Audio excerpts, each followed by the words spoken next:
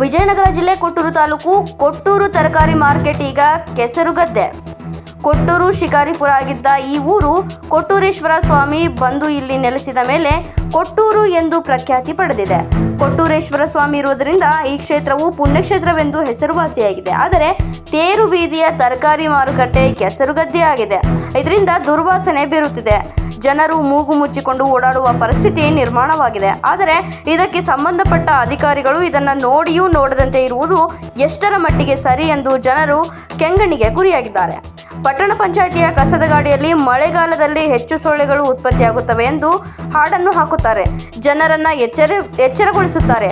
ತಮ್ಮ ಸುತ್ತಮುತ್ತಲಿನ ವಾತಾವರಣ ಸ್ವಚ್ಛವಾಗಿ ಇಡಿ ಎಂದು.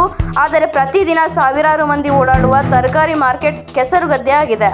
ಇದನ್ನು ಸ್ವಚ್ಛ ಮಾಡುವುದು ಆಗುತ್ತಿಲ್ಲ. ಉದಾಹರಣೆಗೆ ಮಾಡುವುದೆಲ್ಲ ಅನಾಚಾರ, ಮನೆ ಮುಂದೆ ಬೃಂದಾವನ ಅನ್ನೋ ಥರ ಇದೆ ಎಂದು ಸಾರ್ವಜನಿಕರು ತಮ್ಮ ಆಕ್ರೋಶವನ್ನು ವ್ಯಕ್ತಪಡಿಸಿದರು. ರಾಜ್ಯಾದ್ಯಂತ ಡೆಂಗು ಜ್ವರದಿಂದ ಜನರು ತತ್ತರಿಸಿ ರೋಷಿ ಹೋಗಿದ್ದಾರೆ. ಈ ರೀತಿ ವ್ಯವಸ್ಥೆ ಇದ್ದರೆ ಜನರು ಕಾಯಿಲೆಗೆ ತುತ್ತಾಗುವುದರಲ್ಲಿ ಯಾವುದೇ ಸಂದೇಹವಿಲ್ಲ.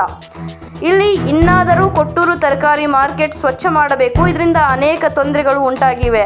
ಕೆಸರುಗದ್ದೆಯಲ್ಲಿ ಚಿಕ್ಕ ಮಕ್ಕಳು ಮತ್ತು ಅಜ್ಜಿಯರು ಬಿದ್ದಿರುವ ಎಷ್ಟೋ ಘಟನೆಗಳು ನಡೆದಿವೆ. ಬೈಕ್ ಸವಾರರು ಬಿದ್ದಿರುವ ಎಷ್ಟೋ ಘಟನೆಗಳು ನಡೆದಿದೆ.